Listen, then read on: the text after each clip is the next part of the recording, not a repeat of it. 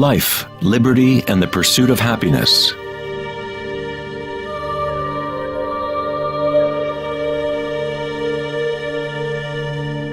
We live our lives pursuing happiness out there, as if it is a commodity.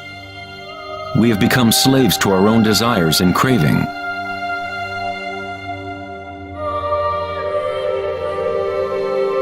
Happiness is not something that can be pursued or purchased like a cheap suit. This is Maya, illusion, the endless play of form. In the Buddhist tradition, samsara, or the endless cycle of suffering, is perpetuated by the craving of pleasure and aversion to pain.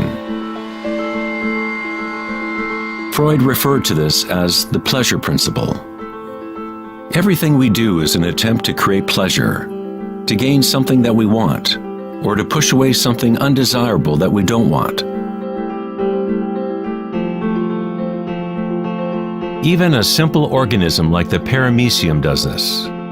It is called response to stimulus. Unlike a paramecium, humans have more choice. We are free to think, and that is the heart of the problem. It is the thinking about what we want that has gotten out of control.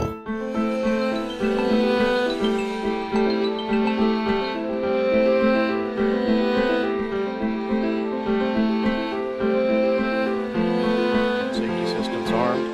10, 9, 8, 7, 6, 5, 4, 3, 2, 1, 0, and liftoff of Endeavour, going where east and west do meet at the International Space Station.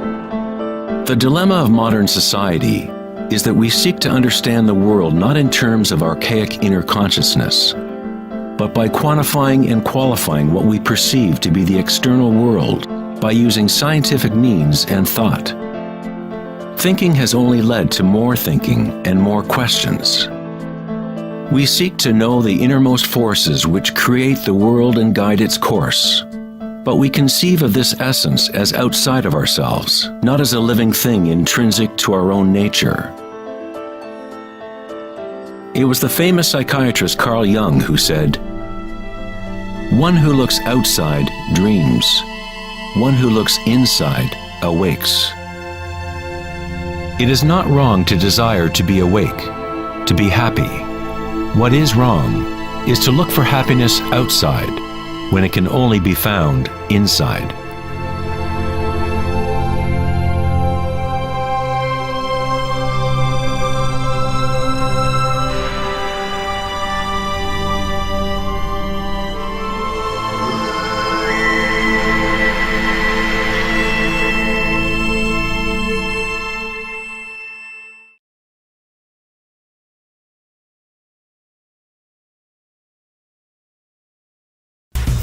On August 4th, 2010, at the Techonomy Conference in Lake Tahoe, California, Eric Schmidt, CEO of Google, mentioned an astounding statistic. Every 2 days now, we create as much information as we did from the dawn of civilization up until 2003, according to Schmidt. That's something like 5 exabytes of data. Never in human history has there been so much thinking, and never has there been so much turmoil on the planet. Could it be that every time we think of a solution to one problem, we create 2 more problems? What good is all this thinking if it doesn't lead to greater happiness? Are we happier, more equanimous, more joyful as a result of all this thinking? Or does it isolate us, disconnect us from a deeper and more meaningful experience of life?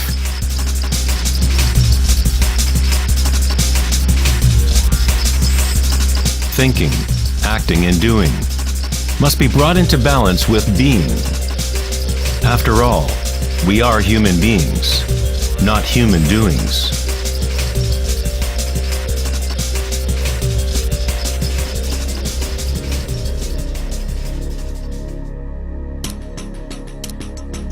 We want change, and we want stability at the same time.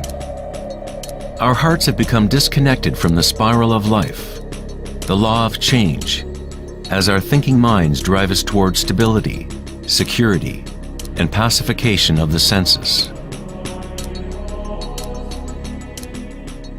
With a morbid fascination, we watch killings, tsunamis, earthquakes, and wars. We constantly try to occupy our mind, fill it with information. TV shows streaming from every conceivable device, games and puzzles, text messaging, and every possible trivial thing. We let ourselves become mesmerized with the endless stream of new images, new information, new ways to tantalize and pacify the senses. At times of quiet inner reflection, our hearts may tell us that there is more to life than our present reality, that we live in a world of hungry ghosts, endlessly craving, and never satisfied.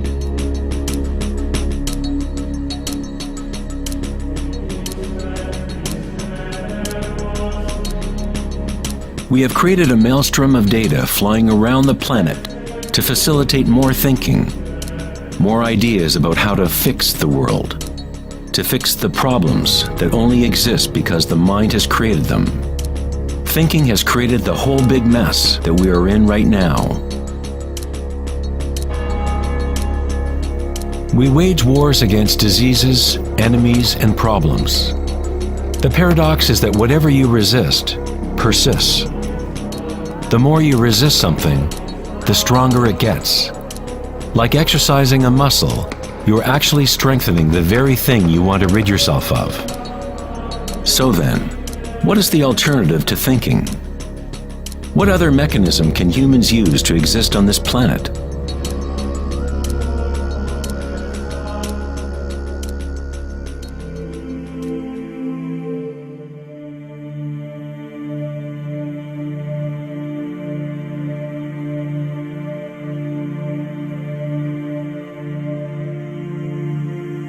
While Western culture in recent centuries has focused on exploring the physical by using thought and analysis, other ancient cultures have developed equally sophisticated technologies for exploring inner space.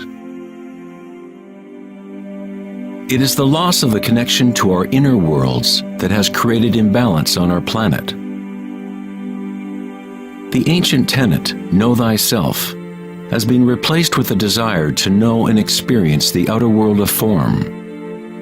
Answering the question, who am I, is not simply a matter of describing what is on your business card.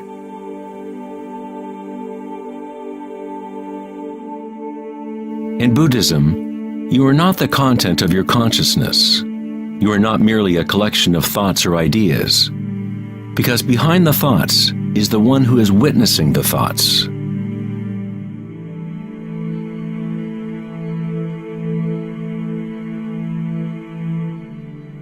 The imperative know thyself is a Zen koan, an unanswerable riddle.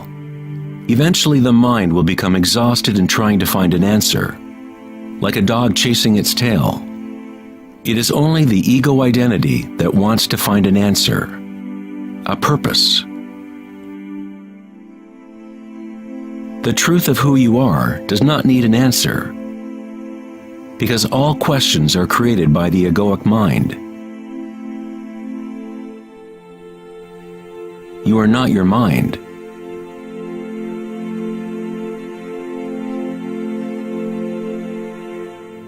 The truth lies not in more answers, but in less questions. As Joseph Campbell said, I don't believe people are looking for the meaning of life as much as they are looking for the experience of being alive.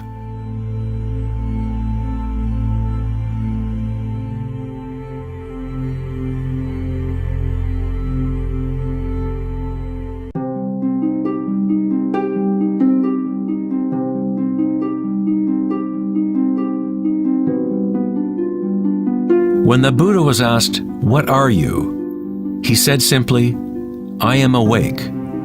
What does this mean, to be awake?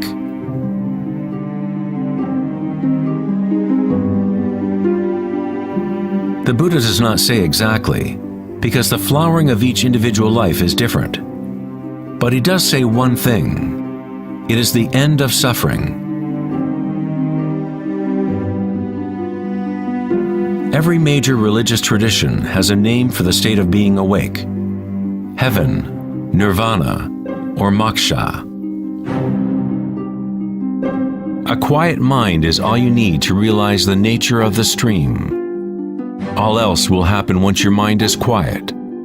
In that stillness, inner energies wake up and work without effort on your part. As the Taoists say, Qi follows consciousness. By being still, one begins to hear the wisdom of the plants and animals, the quiet whispers in dreams, and one learns the subtle mechanism by which those dreams come into material form. In the Tao Te Ching, this kind of living is called Wei Wu Wei. Doing, not doing. The Buddha spoke of the middle way as the path that leads to enlightenment. Aristotle described the golden mean, the middle between two extremes, as the path of beauty. Not too much effort, but not too little either. Yin and yang in perfect balance.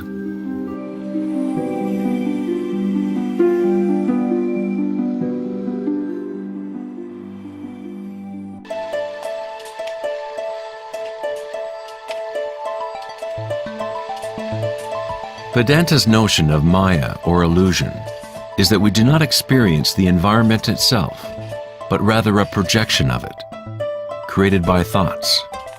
Of course, your thoughts let you experience the vibratory world in a certain way, but our inner equanimity need not be contingent on external happenings.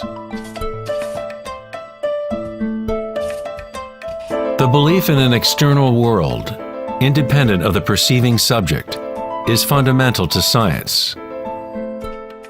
But our senses only give us indirect information. Our notions about this mind-made physical world are always filtered through the senses, and therefore always incomplete. There is one field of vibration underlying all of the senses. People with a condition called synesthesia sometimes experience this vibratory field in different ways. Synesthetes can see sounds as colors or shapes, or associate qualities of one sense with another. Synesthesia refers to a synthesis or intermingling of the senses. The chakras in the senses are like a prism, filtering a continuum of vibration. All things in the universe are vibrating, but at different rates and frequencies. The Eye of Horus is made up of 6 symbols, each representing the senses. Like the ancient Vedic system, thought is considered to be a sense.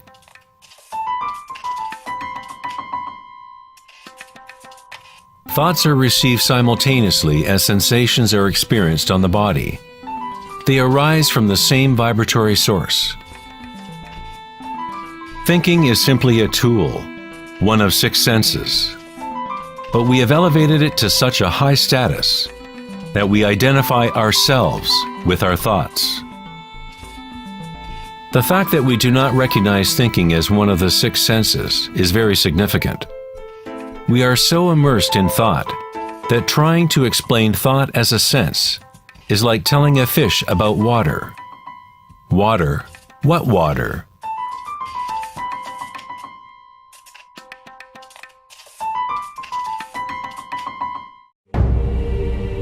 In the Upanishads, it is said, "Not that which the eye can see, but that whereby the eye can see. Know that to be Brahman, the eternal, and not what people here adore. Not that which the ear can hear, but that whereby the ear can hear. Know that to be Brahman, the eternal, and not what people here adore. Not that which speech can illuminate, but that by which speech can be illuminated. Know that to be Brahman, the eternal, and not what people here adore.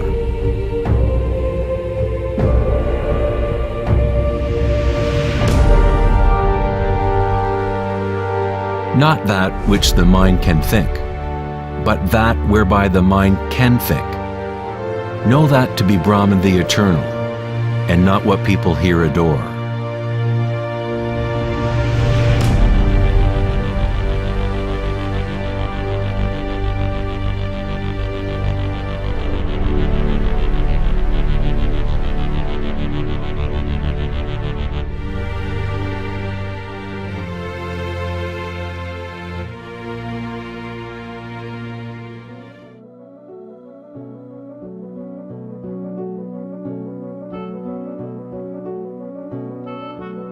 In the last decade, great advances have taken place in the area of brain research.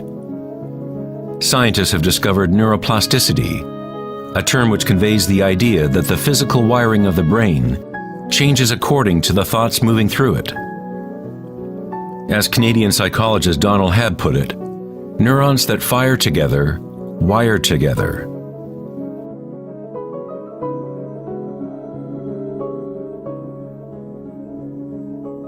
Neurons wire together most when a person is in a state of sustained attention. What this means is that it is possible to direct your own subjective experience of reality. Literally, if your thoughts are ones of fear, worry, anxiety, and negativity, then you grow the wiring for more of those thoughts to flourish. If you direct your thoughts to be ones of love, compassion, gratitude, and joy, you create the wiring for repeating those experiences. But how do we do that if we are surrounded by violence and suffering? Isn't this some kind of delusion or wishful thinking? Neuroplasticity is not the same as the New Age notion that you create your reality by positive thinking. It is actually the same thing that the Buddha taught 2,500 years ago. Vipassana meditation, or insight meditation, could be described as self-directed neuroplasticity. You accept your reality exactly as it is, as it actually is. But you experience it at the root level of sensation, at the vibratory or energetic level, without the prejudice or influence of thought, through sustained attention at the root level of consciousness. The wiring for an entirely different perception of reality is created.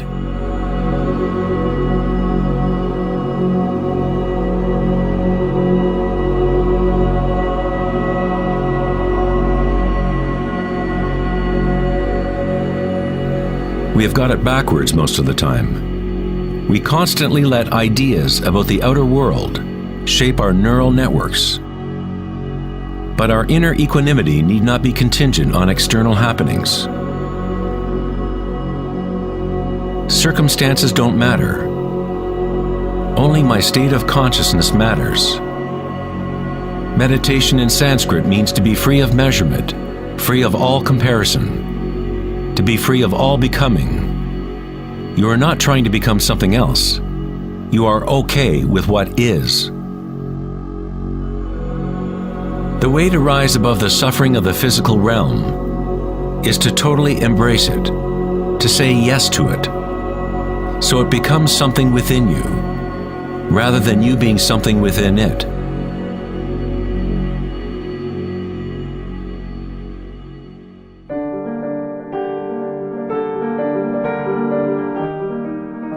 How does one live in such a way that consciousness is no longer in conflict with its content? How does one empty the heart of petty ambitions?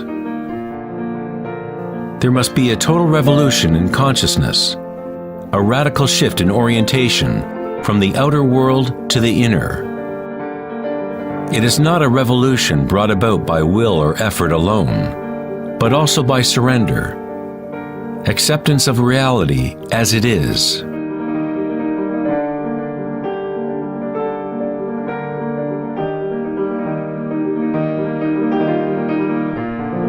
The image of Christ's open heart powerfully conveys the idea that one must open to all pain.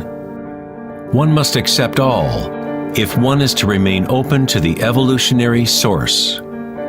This doesn't mean you become a masochist. You don't look for pain. But when pain comes, which it inevitably does, you simply accept reality as it is, instead of craving some other reality.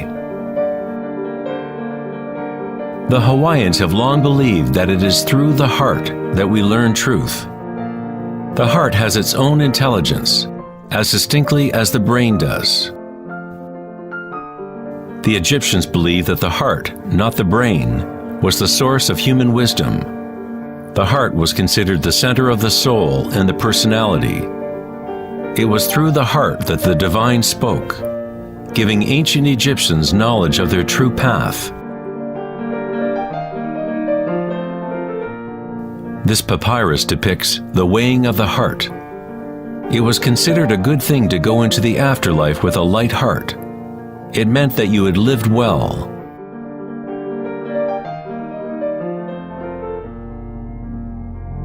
One universal or archetypal stage that people experience in the process of awakening the heart center is the experience of one's own energy as the energy of the universe.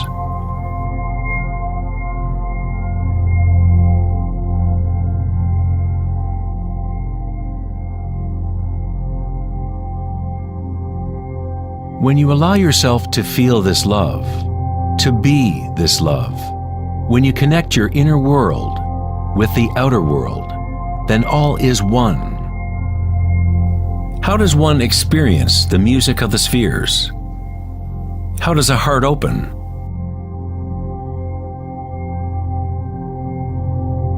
Sri Ramana Maharshi said, "God dwells in you, as you, and you don't have to do anything to be God realized or self-realized.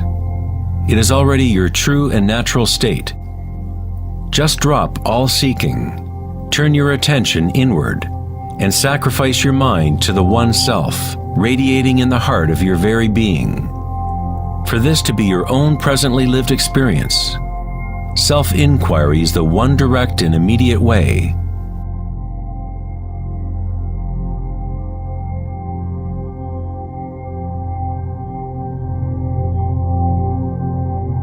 When you meditate and observe sensations within, your inner aliveness, you are actually observing change. This force of change is the arising and passing away as energy changes form. The degree to which a person has evolved or become enlightened is the degree to which one has gained the ability to adapt to each moment, or to transmute the constantly changing human stream of circumstances, pain and pleasure, into bliss.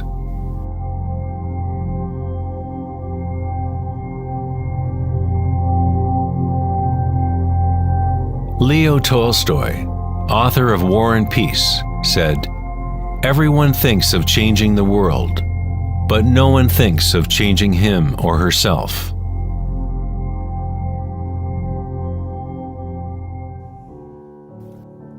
Darwin said the most important characteristic for the survival of a species is not strength or intelligence, but adaptability to change.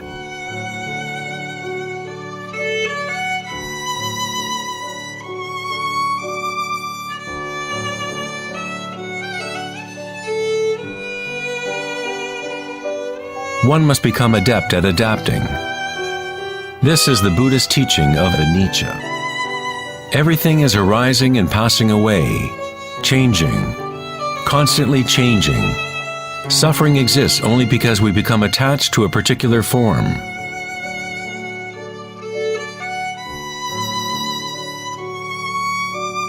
When you connect to the witnessing part of yourself with the understanding of anicca, bliss arises in the heart.